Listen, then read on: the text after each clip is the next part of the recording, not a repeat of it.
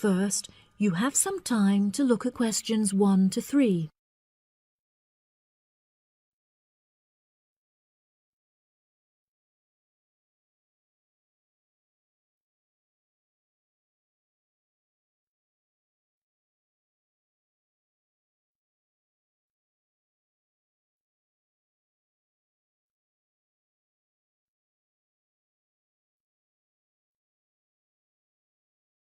That'll be $23. Right, there's your change. Have a nice trip. Oh, I'll just get your bags out of the boot. Thank you very much. Now, George, let's find the check-in desk. Yes, but with all the changes they have made here at the airport, I'm not sure where the check-in desk is. I know, it's strange, isn't it?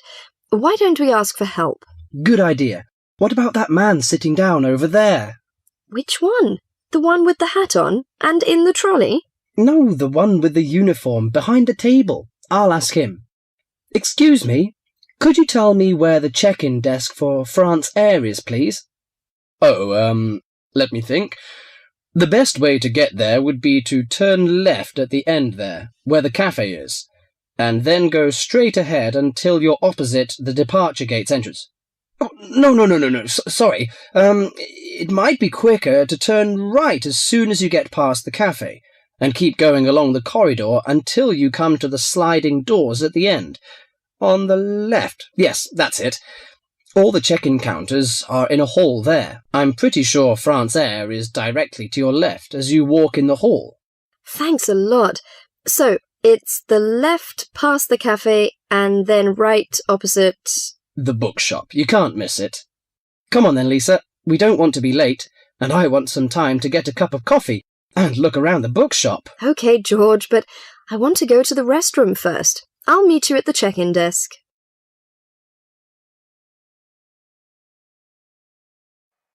Before you hear the rest of the conversation, you have some time to look at questions 4 to 10.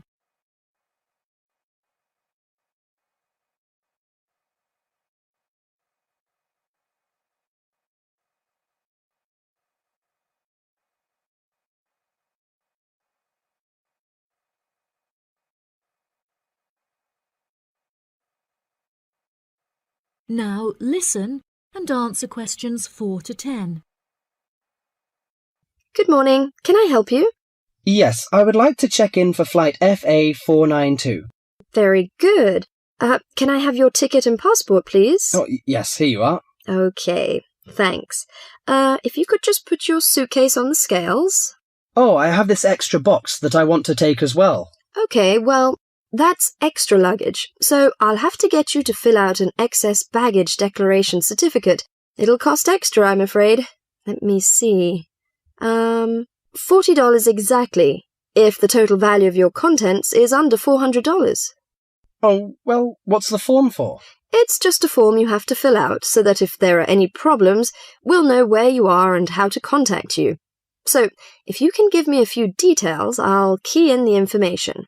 OK then, your passport says your name is Lavier. Is that right? Yes, George Lavier. George, Lavilliers.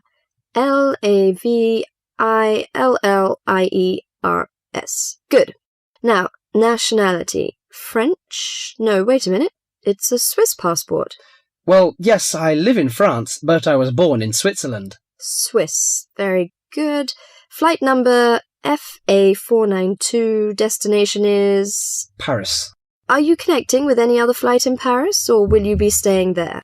I'm spending my vacation in Paris. Well, Sèvres, just outside Paris. OK. So what's the phone number there? Let me think.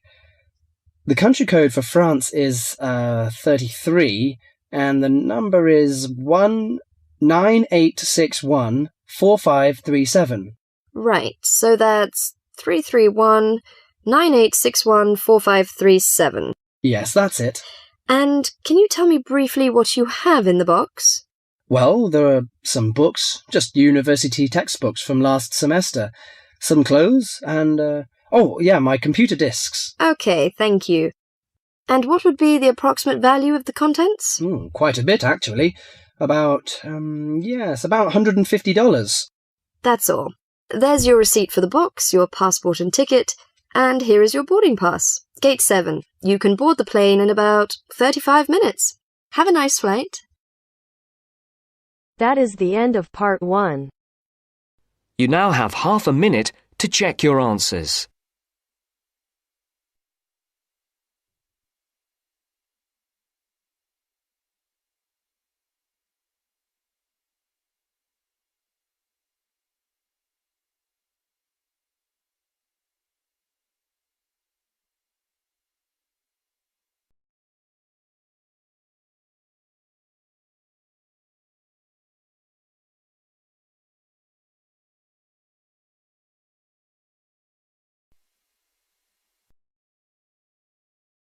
Now turns to part 2.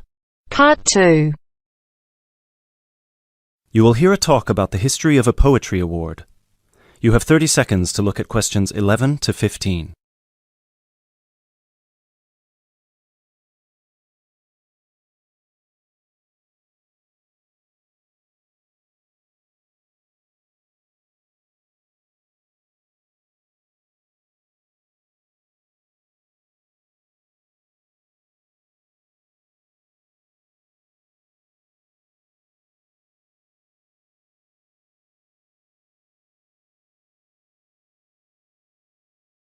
Hello everyone, and welcome to this year's award ceremony for the Antonia Watson Memorial Poetry Award. As with previous years, the competition has been particularly fierce and we received numerous excellent entries, so it's an incredible achievement for our 3 finalists who are sitting here amongst you, and we should congratulate them all. However, as with every competition, there can unfortunately only be one winner, and we will be announcing them shortly. Before we do, though, a few words about the award itself. As most of you know, the Antonia Watson Memorial Poetry Award has been presented annually since 2010 and was presented biannually for 2 more competitions prior, once in 2008 and once in 2006. It is entirely funded by Antonia Watson's very generous parents, who offer £1,500 to the author of the best poem on a topic announced at each previous award ceremony, as well as £500 to the first runner-up and £250 to the second, bringing the total up to £2,250. Now, a few words on Antonia Watson herself, without whom none of us would be standing here today. I briefly knew Antonia while at university, where we were flatmates for a year, and I'm afraid that any speech I give will not be able to do her justice, as she was the kindest, sweetest person I've ever met. Thankfully, this part of my speech was written with the assistance of one of her siblings, Thomas Watson, who was not only her brother, but also her best friend. Antonia was born in Slayford, Lincolnshire, in December 1986. From a very young age, she displayed an inquisitive and creative nature, matched in volume only by the gentle kindness of her spirit. She wrote her first poem, named Love Barks, about the death of her dog at the age of 10. This was also her first poem to be published at her school's newspaper, just 2 months after another of her poems, Be Kind, won the 1996 Triad Children's Writing Competition and was published in the competition's anthology. While her early forays into poetry were crowned with impressive success, Antonia unfortunately ceased to write for a few years following the death of her very dear grandfather, Peter William Watson, in 1999.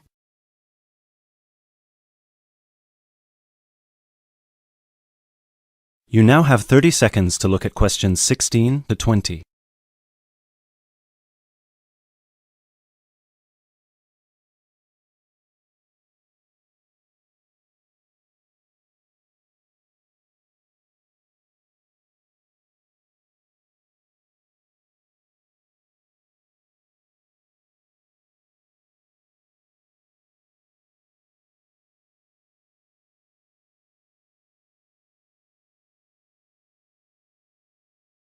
While her early forays into poetry were crowned with impressive success, Antonia unfortunately ceased to write for a few years following the death of her very dear grandfather, Peter William Watson, in 1999.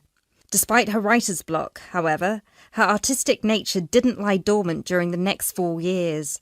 She had an active role in various theatre plays, and she also ventured into painting.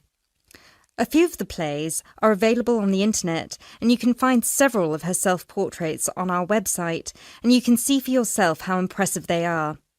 But poetry, of course, remained her passion even then, which is why in 2003 she resumed writing, and her next poem, The War on Both Sides, was published in her college's journal.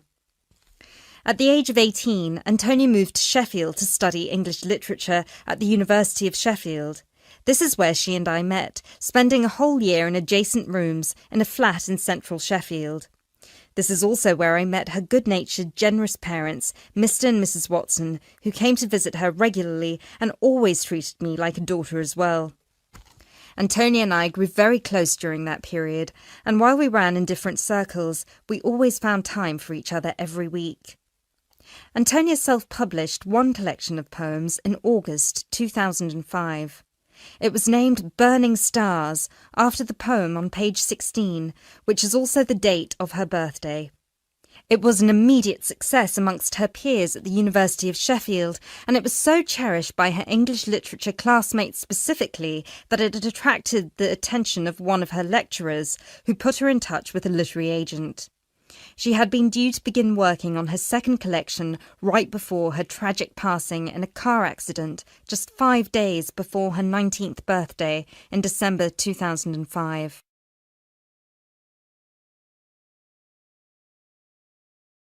Antonia was always interested in societal shifts and how they affect humanity as well as the environment, and this award was designed to reflect her faith that regardless of what we do, we are all inherently good.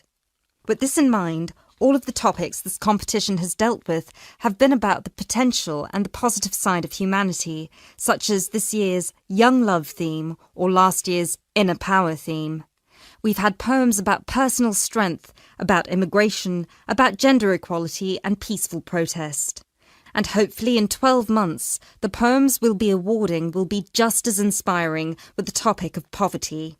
I know Antonia would be really proud of what her parents and what all of you together have achieved. So, finally, let's get on with the actual award. As I said before, it's been a fierce competition this year, and with more than 5,000 entries, it was quite the task for our 3 judges to cut them down to just 3. But our 3 finalists definitely deserve to be here, and without further ado, I would like to... That is the end of part 2. You now have half a minute to check your answers.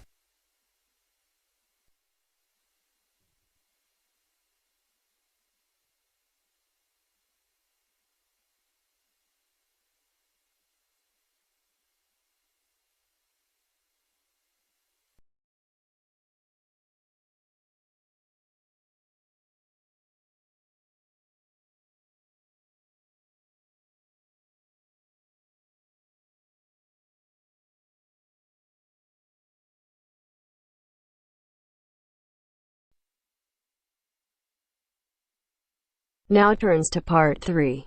Part 3. You will hear a tutor and 2 students discussing the best ways to study. First, you have some time to look at questions 21 to 25.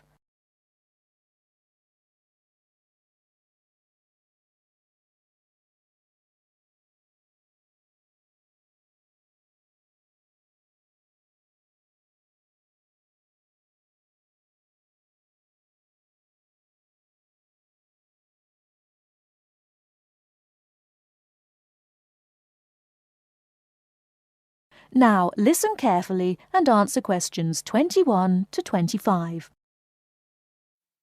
Well, how are you both settling in? Fine. Yes, no problems. So far, anyway. Good. Remember that as your personal tutor, I'm here to help you if you do have any difficulties. Now, as you know, lectures start on Monday, so I thought we'd look at a few ways of making the most of them, especially in terms of the notes you take. Let's begin by thinking about what you can do before you even go to the lecture. Any ideas? Make sure you're up to date with all the background reading, so you know plenty about the subject already. Yes, that's essential. The lecturer will assume you have that knowledge. Anything else, Carlos? Well, check what the topic's going to be. Of the lecture, that is. I'd go a bit further than that and consider what the content may be. Then you could ask yourself some questions that you want answering, and listen out for the relevant information during the lecture. Okay. Now that brings us to the lecture itself and the actual business of writing notes. But there's a lot to deal with there, so we'll come back to that later. What I'd like to do for the moment is continue with the process of note-taking and move on to the next stage. Any suggestions for what that might be? When the lecture is over, you mean? Yes, once you're able to sit down somewhere quiet with your notes. Read them? More than that, you need to make sure they'll still make sense to you weeks, months later. Edit them? Yes, that's what's needed. It's well worth spending a few minutes on it. Any missing words, anything difficult to read, things you didn't have time to jot down, now is the time to do so, while everything's still fresh in your mind. Right. And after that, when's the best time to revise them? When do you think, Carlos? I'd say just before the next lecture, in the same subject. Precisely. That's a vital time to look at them again, for obvious reasons. But it's definitely not the only time. When should you revise them again? A month later, maybe? Sooner, and much more often than that. I'd recommend you look at them again once a week. That's why it's so important they're complete and easy to follow.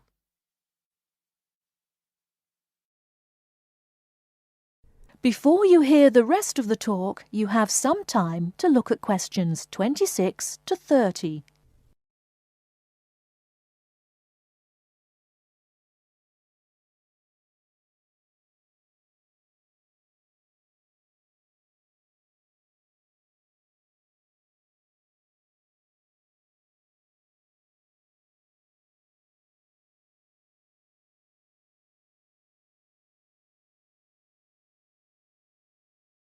Now listen and answer questions 26 to 30. Right. Let's go back to note-taking and begin with the basics before the lecture has even started. What should you do when you walk into the room? Get a good seat, at the front if you can, where you can hear clearly and avoid distractions. Yes, though obviously others will have had the same idea, so it's as well to get there a bit early. So, when the lecture's underway and you're busy jotting things down, what should you try to ensure? That you're getting all the main points. And what if you don't catch something you know must be important? I'd leave a space. Then I could check it later, perhaps by asking a question at the end and fill it in afterwards. That's an excellent way to deal with it, yes. And there's something else I'd like to mention here. Talking about going through notes afterwards, it's absolutely vital that what you write is legible for one very good reason. It saves time. You'll waste many hours during the course if your revision is held up because you can't read what you've written. Okay, what else can we do to make listening and note-taking more efficient? Well, I always listen out for signpost words. Sorry, what are they? They're the ones lecturers use to say where they're going. A bit like a signpost at a road junction, I suppose. Things like, the first reason is, however, to sum up, and so on. Yes, they can tell you when something important is coming, and help you organize your notes, too. Is there anything else you can add, Carlos? There's something I think's very useful, but it's later, after the lecture is finished. That's fine. Go on.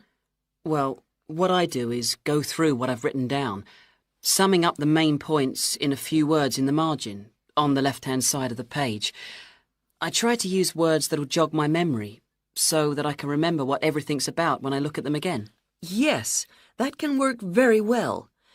What some people do to review their notes is cover up their full notes from the lecture maybe with a piece of paper or a card, and concentrate just on what they've put in the margin, trying to recall the details. Then they move the cover down a little and check whether they were right. Or you could put your main points on another piece of paper and clip them together. Instead of covering and uncovering, you just hold a page in each hand. Sure. It's down to personal preference, really. Everyone has their own learning style. That is the end of part 3. You now have half a minute to check your answers.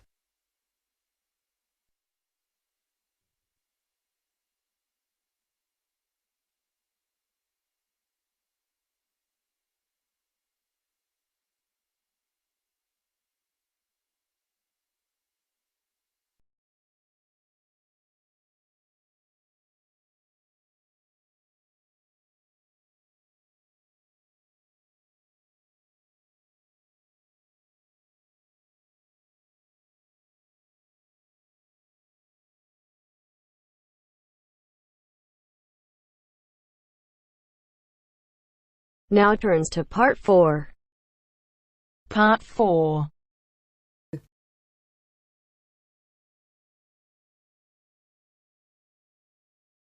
You'll hear a talk given by a foreign correspondent. First, you have some time to look at questions 31 to 40.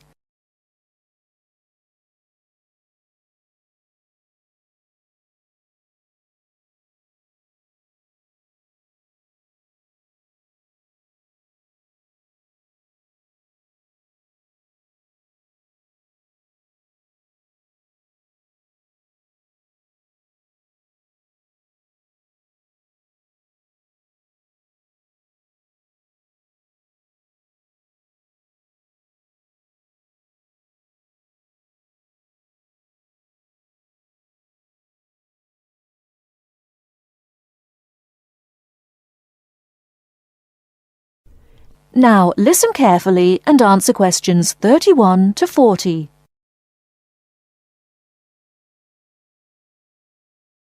Good evening. As I assume most of you are already aware, I have been asked to come here and talk to you, essentially give you a quick overview of the life of a foreign correspondent, along with a few tips on how to become a successful international reporter yourself, should this be a career choice you elect to pursue. So let me start by this.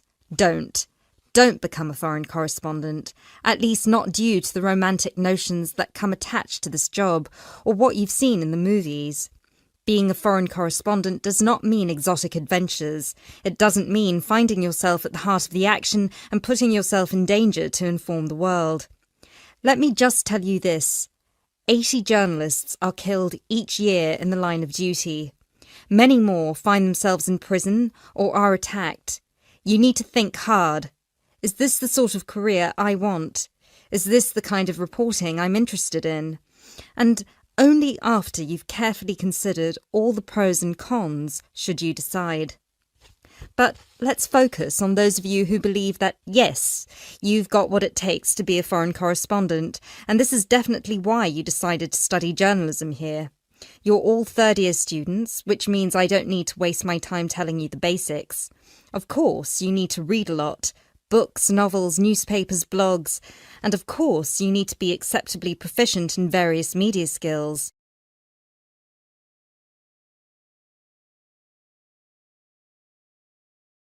But what is it that's going to separate you from normal journalists and reporters? There are 4 things that'll make you different. The first thing is your experience of the world. You can't call yourself an international reporter unless you've been around and seen different places and different cultures. Seize every opportunity to visit other countries, meet people from around the world. It doesn't matter if it's business or leisure, just hop onto a plane and go everywhere. This will expand your horizons and sharpen your mind, something that, as a foreign correspondent, will help you understand better the culture of the country you'll be covering. And speaking of culture, this is a term you need to make sure you fully understand. What's culture? What makes a country's culture? Explore the culture of the country you're interested in. The music, the literature, the religion. Are there any cultural practices or conflicts you need to be aware of? Are there any tensions within the country? Why? The most important element of culture, of course, is the language. Do yourself a favour, whether you're planning to become a foreign correspondent or not. Learn a foreign language. So many of us are culpable for just sticking to just English, and while English is a very important language in the world, it would be foolish to think it's the only one. Pick a language whose sound you enjoy, a language you find interesting. Trust me, your future CV will thank you for it. And finally, history. Don't expect to be given a job as a foreign correspondent if you don't know anything about your target country's history. No piece of news is disconnected from the past. The whole world tells a story, and your coverage will suffer if you attempt to arrive in the middle with no reference to or understanding of what came before. The hows and whys always lurk in the past. Seek them. The world of international journalism is changing, like every other industry, due to the internet. The arrival of globalization brought with it a whole new set of rules, and you'll do well to comprehend what they mean for you. Unfortunately, gone are the days when a newspaper would hire you and deploy you to a country.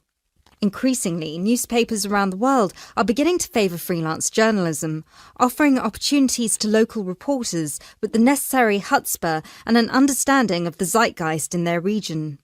What this means for you is that you won't just have to start at the bottom. If you want to sustain yourself as an international reporter, you'll also have to pursue many different avenues at once. You'll need to persevere and push and build contacts everywhere. An old student of mine, a terrible student at university, but an incredibly intelligent woman, she came to find me at a conference that was recently held in Yemen, where I delivered a speech on the future of journalism. She was working for 3 different newspapers as a freelance foreign correspondent, one of them The Times, and she told me that the one piece of advice I gave her that stayed with her and helped her with her career was this: don't be afraid to fail. It will happen over and over again. It's how you deal with it that matters most. So keep this with you, this one piece of advice. Oh, and don't forget, your passports need to be kept current at all times. Thank you very much for listening. That is the end of part 4. You now have half a minute to check your answers.